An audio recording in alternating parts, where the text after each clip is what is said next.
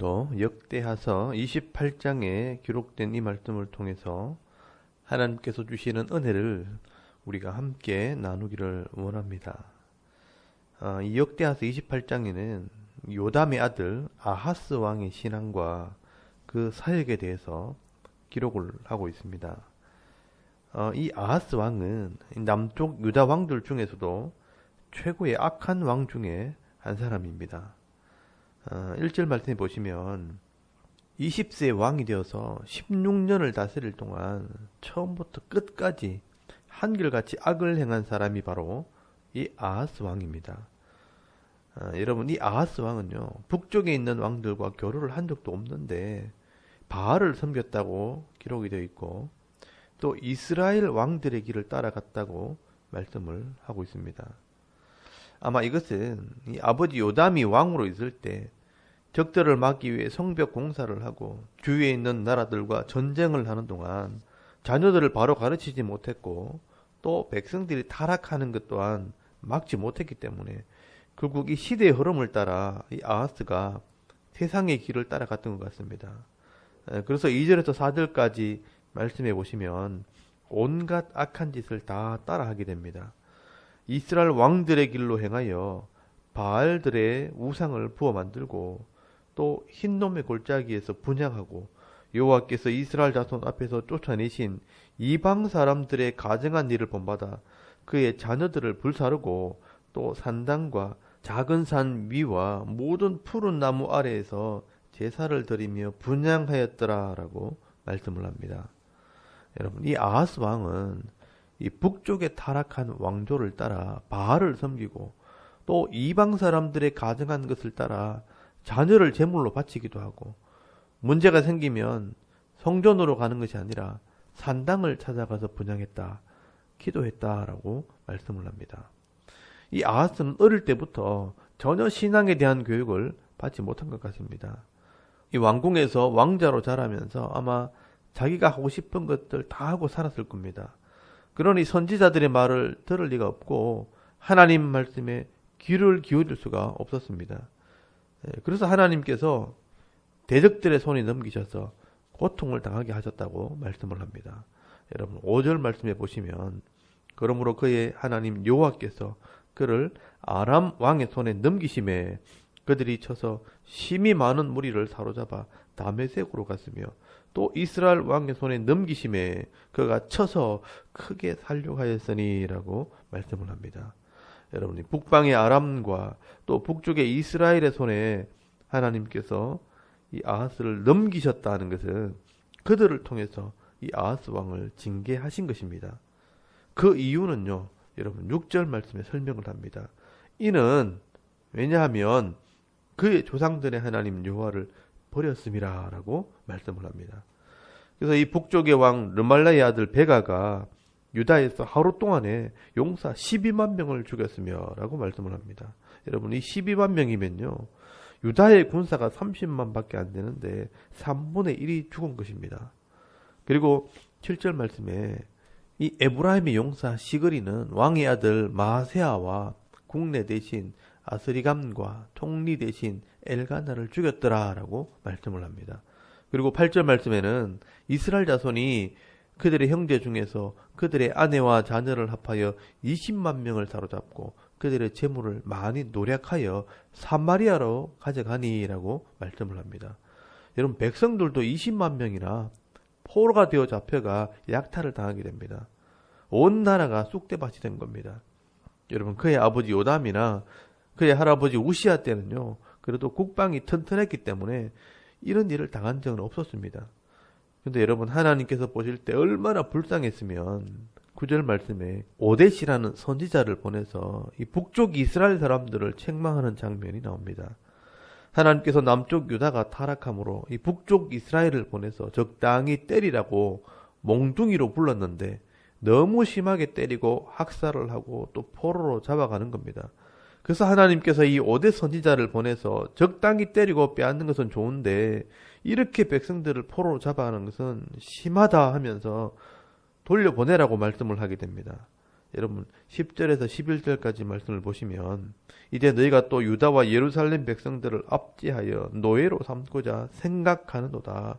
그러나 너희는 너희 하나님 여호와께 범죄함이 없느냐? 그런즉 너희는 내 말을 듣고 너희 형제들 중에서 사로잡아 온 포로를 놓아 돌아가게 하라. 여호와의 진노가 너에게 임박하였느니라 한지라라고 말씀을 합니다. 여러분 하나님께서 얼마나 답답했으면요, 이 악한 자를 들어서 더 악한 자를 지금 심판한다는 겁니다. 그런데 이 악한 일에 쓰임 받는 이 북쪽 이스라엘이 너무 교만하고 너무 지나치게 악을 행하게 될 때 하나님께서 이 북쪽 이스라엘을 책망하시는 것입니다. 이때 12절 말씀에 보시면 에브라임의 지도자들, 즉 북쪽에 이스라엘의 의식 있는 지도자들도 나서서 남쪽 유다 사람들을 돌려보내자 이렇게 제안을 합니다. 이 말은 이 북쪽의 악한 자들도 사람을 대하는 도리는 있었다는 것을 말하는 것입니다. 그러면 이 남쪽의 왕인 아하스가 좀 정신을 차리고 다시는 이런 수치와 부끄러움을 당하지 않도록 자신을 돌아봐야 하는데 이 아하스 왕은요, 정신을 차리지 못하고 더 악을 행하게 됩니다. 이 아하스 왕은요, 이 북쪽 이스라엘에게 수치를 당하고 누구를 의지하는가 하면 북방에 있는 아수르 왕에게 도움을 청하게 됩니다. 여러분 16절 말씀을 보시면요, 그때 아하스 왕이 아수르 왕에게 사람을 보내어 도와주기를 구하였으니 라고 말씀을 합니다. 여러분 이 말씀을 열왕기하서 16장 8절 말씀에 보시면 아하스가 성전과 왕궁 곳간에 있는 은금을 내어다가 아수르 왕에게 예물을 보냈다라고 기록을 하고 있습니다. 여러분 이것은요, 방법이 잘못된 겁니다. 인생 중에 어려움을 당했으면 하나님을 찾아가야 하는데 하나님의 이름을 부르는 것이 아니라 눈에 보이는 힘 있는 자를 의지하는 겁니다. 결국 이 아하스는요, 하나님에 대한 지식도 없고 믿음도 없는 겁니다. 그래서 하나님께서 17절 말씀에 남쪽에 있는 에돔 사람들이 공격을 하게 하고 또 서쪽에 있는 블레셋이 공격을 하게 하므로 점점 더 힘든 상황이 생기게 하십니다. 여러분 이 아하스 왕은요, 하나님 말씀을 배우지 못했고 또 선지자들의 말을 듣지 않으니까 대적들을 통해서 이렇게 고통을 더하시는 것입니다.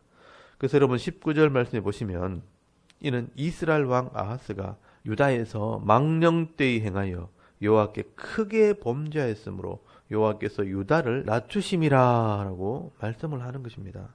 그런데 여러분 이 아하스는 정신을 못 차리고 힘 있는 나라 아수르에게 도움을 청하지만 사실은요, 세상에 악한 나라가 아무런 이익이 없는데 이 아하스를 도와줄 리가 없지 않습니까? 이 아수르의 도움은요, 사실 도움도 안 되지만 더 큰 어려움을 당하게 될 것이라고 말씀을 합니다. 여러분 20절 말씀을 잘 보시면요, 아수르 왕 디글랏빌레셀이 그에게 이르렀으나 돕지 아니하고 도리어 그를 공격하였더라.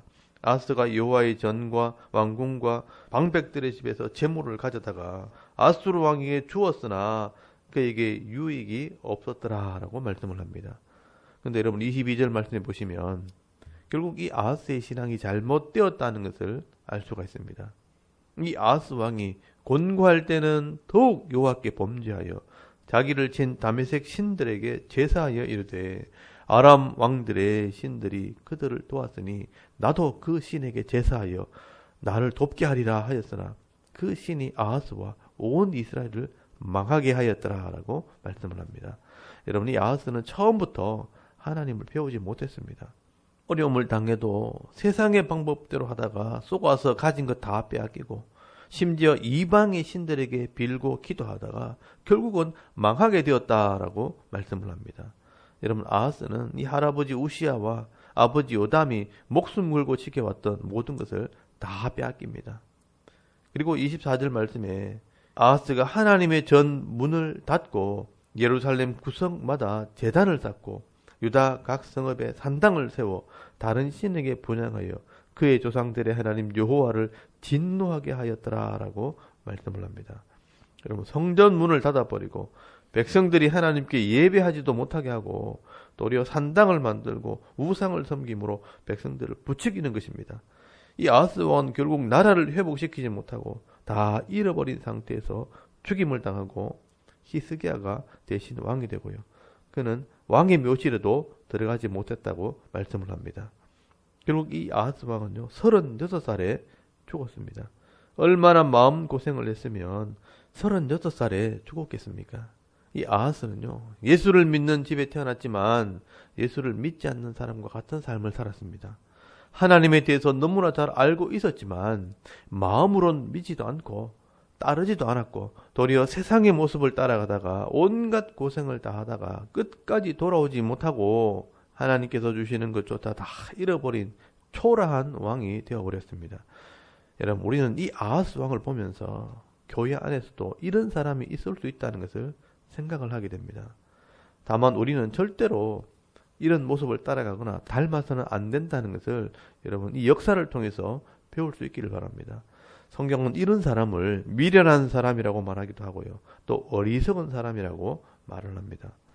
여러분, 하나님 말씀을 들으려고 하지 않고 징계를 받으면서도 돌이키지 않는 자는 결국 돌아올 수 없는 길을 가게 되는 것입니다. 그래서 여러분 잠언서 12장 1절 말씀해 보시면 훈계를 좋아하는 자는 지식을 좋아하거니와 징계를 싫어하는 자는 짐승과 같으니라 라고 말씀을 합니다. 하나님의 말씀을 듣지 않으면 사람이 짐승처럼 변해버립니다.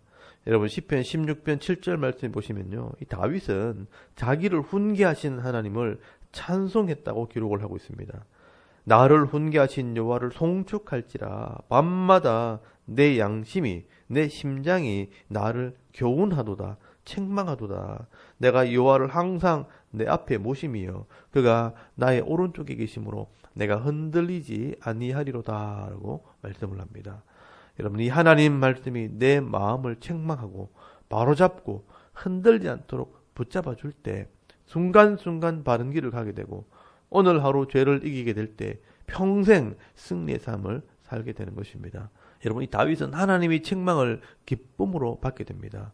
그래서 이 다윗은 승리의 삶을 살게 된 것입니다. 여러분, 오늘도 이 하나님의 교훈을 멸시하고 이 하나님의 징계를 무시하다 모든 것을 다 잃어버린 이 아하스 왕을 영적인 거울로 삼아서 오늘 우리는 다윗처럼 하나님을 내 앞에 모시고 이 하나님 말씀을 따라 순종하는 삶을 살아갈 때 영혼이 잘되고 범사가 잘되고 강건케 되어지는 복을 받아 누리며 살아가는 저와 여러분의 이런 영적인 삶의 모습이 되실 수 있기를 주의 이름으로 축원합니다. 아멘. 우리 잠깐 기도드리겠습니다. 오늘도 이 하나님의 음성에 귀를 기울이고 이 하나님과 동행하는 믿음의 사람이 되게 하옵소서. 또 우리 대선을 위해서 또 섬기는 교회와 이 가정을 위해서 또 개인의 기도 제목을 따라 기도하고 오늘 하루 삶을 또 시작할 수 있기를 바랍니다. 다 같이 우리 하나님께 한번 기도드리겠습니다. 살아계신 하나님, 은혜를 감사합니다. 오늘도 이 아침에 하나님을 예배하게